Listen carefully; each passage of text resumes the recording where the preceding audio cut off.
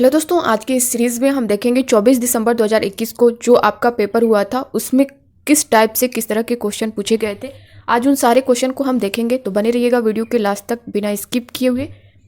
तो दोस्तों, पहला क्वेश्चन आप स्क्रीन पर देख पा रहे हैं। जब एक व्यक्ति समाचार पत्र में नौकरी के लिए कोई विज्ञापन पढ़ता है, वह ऑप्शन फर्स्ट है पाठ्यपुस्तक को बारीकी से पढ़ रहा है, सेकेंड है पाठ्यवस्तु की व्याख्या कर रहा है, थर्ड है पाठ्यवस्तु को सरसरी दृष्टि से पढ़ रहा है, फोर्थ है टिप्पणी लिख रहा है। तो दोस्तों, यहाँ पे आप लोग अपने आंसर करिए।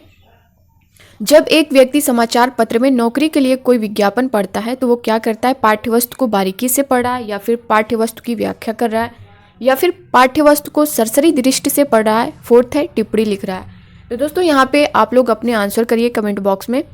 इसका जो करेक्ट आंसर होगा दोस्तों, पाठ्यवस्तु को बारीकी से पढ़ रहा है, ये हमारा जो है यानी फर्स्ट ऑप्शन जो है हमारा ये करेक्ट होगा। पाठ्यवस्तु की व्याख्या कर रहा है, ये नहीं होगा। पाठ्यवस्तु को सरसरी दृष्टि से पढ़ रहा है, ये भी नहीं। टिप्पणी लिख रहा है, ये बिल्कुल नहीं। तो दोस्तों, पाठ्यवस्तु को बारीकी से वो पढ़ रहा है, इस वजह से हमारा जो फर्स्ट ऑप्शन है वो करेक्ट हो जाएगा। अगला क्वेश्चन हम देखेंगे। भाषा विकास का संज्ञानात्मक सिद्धांत समर्थन करता है कि भाषा, ऑप्शन फर्स्ट है व्यक्ति की स्वाभाविक जन्मजात क्षमता है, सेकेंड है पुरस्कार तथा दंड के द्वारा सीखी जाती है, थर्ड समाज में अंतःक्रिया के द्वारा सीखी जाती है, फोर्थ है बच्चे के बोलना शुरू करने से पहले संकल्पना की समझ पर निर्भर करती है। तो दोस्तों, आप लोग इसका आंसर करिए। भाषा विकास का संज्ञानात्मक सिद्धांत समर्थन करता है कि भाषा व्यक्ति की स्वाभाविक जन्मजात क्षमता है, ये नहीं होगा आपका। पुरस्कार तथा दंड के द्वारा सीखी जाती है, ये भी आपका करेक्ट आंसर नहीं होगा। समाज में अंतःक्रिया के द्वारा सीखी जाती है, ये भी यहाँ पर आपका नहीं होगा। बच्चे के बोलना शुरू करने से पहले संकल्पना की समझ पर निर्भर करती है। क्या भाषा विकास का संज्ञानात्मक सिद्धांत इस पर जो है समर्थन करता है? तो हमारा जो फोर्थ ऑप्शन है वो पूरी तरह से करेक्ट हो जाएगा। अगला क्वेश्चन हम देखेंगे। चॉम्स्की के अनुसार मानव मस्तिष्क में स्थित नियमों का समूह कहलाता है। ऑप्शन फर्स्ट है व्याकरण की पेटी, सेकेंड है सार्वभौमिक व्याकरण, थर्ड है एकीकृत व्याकरण, फोर्थ है नियम पुस्तिका। दोस्तों, ये चॉम्स्की से रिलेटेड आपका एक क्वेश्चन बनेगा और दोस्तों ये इम्पॉर्टेंट है आपका, इसको ध्यान दीजिएगा। ये लैंग्वेज में पूछता है और आपका उसमें भी पूछेगा, जैसे इंग्लिश, संस्कृत और उर्दू लैंग्वेज का जो तीनों ऑप्शन आपने जो भी लिया हो उसमें भी ये क्वेश्चन आपसे यहाँ चॉम्स्की से रिलेटेड पूछता है, तो आप ध्यान दीजिएगा इसको। यहाँ पे आप लोग अपने कमेंट करिए। ऑप्शन फर्स्ट व्याकरण की पेटी, या फिर सेकेंड सार्वभौमिक व्याकरण, थर्ड एकीकृत व्याकरण, फोर्थ नियम पुस्तिका। तो दोस्तों, चॉम्स्की के अनुसार मानव मस्तिष्क में स्थित नियमों का समूह जो है वो सार्वभौमिक व्याकरण कहलाता है। ठीक है, यानी सेकंड ऑप्शन जो है वो हमारा करेक्ट हो जाएगा।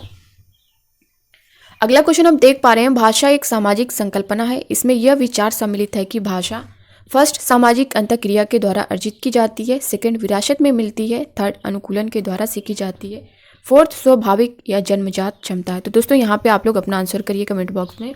भाषा एक सामाजिक संकल्पना है, इसमें यह विचार सम्मिलित है कि भाषा।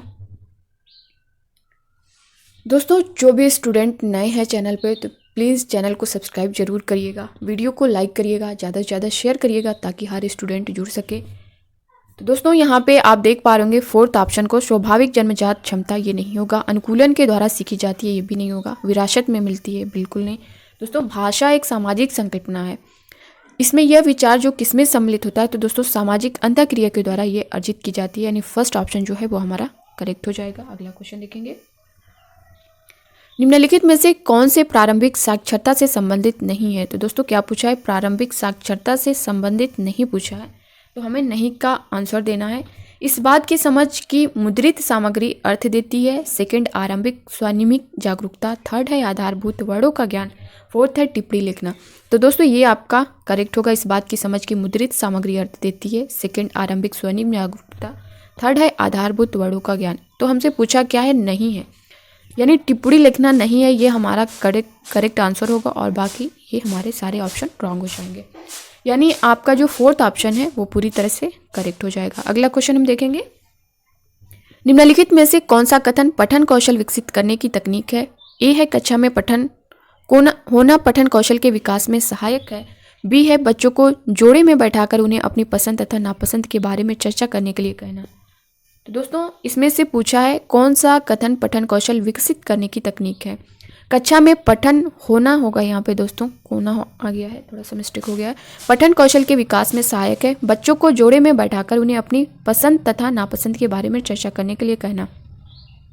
दोस्तों यहाँ पे कक्षा में पठन होना पठन कौशल के विकास में सहायक है, ये आपका करेक्ट होगा। बच्चों को जोड़े में बैठाकर उन्हें अपने पसंद नापसंद के बारे में चर्चा करने के लिए कहना, ये आपका नहीं होगा दोस्तों, पठन कौशल विकसित करने के लिए। यानी जो ए सही है तथा बी गलत है, तो यहाँ पे सेकंड ऑप्शन हमारा करेक्ट हो जाएगा। अगला क्वेश्चन देखेंगे। अचानक से शब्दों को सीखना तब घटित होता है जब बच्चे के माध्यम से शब्द संपदा सीखते हैं। ऑप्शन फर्स्ट है पुस्तक के सस्वर वाचन, सेकंड है पृथक रूप से शब्द सिखाने की तकनीक पढ़ाने, थर्ड है पठन सामग्री की इस समझ के लिए उन विशेष शब्दों को पढ़ाना जो पठन सामग्री में आए हैं, फोर्थ है शिक्षक द्वारा चयनित नए शब्दों के अर्थ याद करने से। तो दोस्तों यहाँ पे आप लोग अपने आंसर करिए कमेंट बॉक्स में। अचानक से शब्दों को सीखना तथा तब घटित होता है जब बच्चे के माध्यम से शब्द संपदा सीखते हैं। शिक्षक द्वारा चयनित नए शब्दों के अर्थ याद करने से, ये आपका नहीं होगा दोस्तों। पठन सामग्री के समझ के लिए उन विशेष शब्दों को पढ़ाना जो पठन सामग्री में आए हैं, ये भी आपका बेस्ट आंसर नहीं होगा। पृथक रूप से शब्द सिखाने की तकनीक पढ़ाने में, तो ये भी नहीं होगा। यानी जो आपका करेक्ट आंसर होगा पुस्तक के सस्वर वाचन, ये आपका करेक्ट ऑप्शन होगा, यानी फर्स्ट ऑप्शन जो है वो आपका करेक्ट हो जाएगा। अगला क्वेश्चन देखेंगे। प्रक्रिया आधारित लेखन उपागम में के दौरान पाठक तथा लिखने के उद्देश्य को चिन्हित किया जाता है। ऑप्शन फर्स्ट है पुनरावृत्ति या दोहराने, सेकंड है पूर्व लेखन, थर्ड है संपादन, फोर्थ प्रारूपण। दोस्तों यहाँ पे आप लोग अपने आंसर करिए। प्रक्रिया आधारित लेखन उपागम के दौरान पाठक तथा लिखने के उद्देश्य को चिन्हित किया जाता है। तो दोस्तों ये पूर्व लेखन होगा, यानी सेकंड ऑप्शन हमारा करेक्ट होगा। अगला क्वेश्चन देखेंगे। निम्नलिखित में से कौन सी एक प्रभावकारी पठन रणनीति है। ऑप्शन फर्स्ट है पठन सामग्री में वर्डों या शब्दों के अर्थ निकालना पढ़ना है, सेकंड है पठन अचेतन चिंतन प्रक्रिया है, थर्ड है पठन अपने साथियों के ज्ञान को पठन सामग्री के अर्थ की पुनर्रचना के लिए प्रयोग करना है, फोर्थ है पठन केवल शब्दों की ध्वनियों को जोड़ने की योग्यता है। तो दोस्तों यहाँ पे आप लोग अपने आंसर करिए। निम्नलिखित में से कौन सी एक प्रभावकारी पठन रणनीति है। पठन सामग्री में वर्डों या शब्दों के अर्थ निकालना पढ़ना है, पठन अचेतन चिंतन प्रक्रिया है, पठन अपने साथियों के ज्ञान को पठन सामग्री के अर्थ की पुनर्रचना के लिए प्रयोग करना है, फोर्थ है पठन केवल शब्दों की ध्वनियों को जोड़ने की योग्यता है। तो दोस्तों यहाँ पे आप लोग अपने आंसर करिए। इसका जो करेक्ट आंसर होगा दोस्तों, पठन सामग्री में वर्डों या शब्दों के अर्थ निकालना पढ़ना है, यानी जो फर्स्ट ऑप्शन है ये हमारा करेक्ट हो जाएगा। अगला क्वेश्चन हम देखेंगे और आज का इस सीरीज का लास्ट क्वेश्चन। भाषा अधिगम में कहानी सुनाना प्रभावकारी माध्यम है। ऑप्शन फर्स्ट है नैतिक शिक्षा प्रदान करने के लिए, सेकंड है श्रवण कौशलों को विकसित करने के लिए, थर्ड है लेखन कौशल को विकसित करने के लिए, फोर्थ है खाली समय में बच्चों को व्यस्त रखने के लिए। तो दोस्तों इसका आंसर आप लोग फटाफट करिए। दोस्तों बहुत सारे स्टूडेंट कमेंट कर रहे थे मैम टेलीग्राम ग्रुप की लिंक दे दीजिए, तो मैंने डिस्क्रिप्शन बॉक्स में दे दी है। जो भी स्टूडेंट ज्वाइन करना चाहते हैं तो वो इस लिंक पर जाकर के उस ग्रुप को ज्वाइन कर सकते हैं। दोस्तों यहाँ पे आप लोग अपना आंसर करिए। फर्स्ट है नैतिक शिक्षा प्रदान करने के लिए, सेकंड श्रवण कौशलों को विकसित करने के लिए।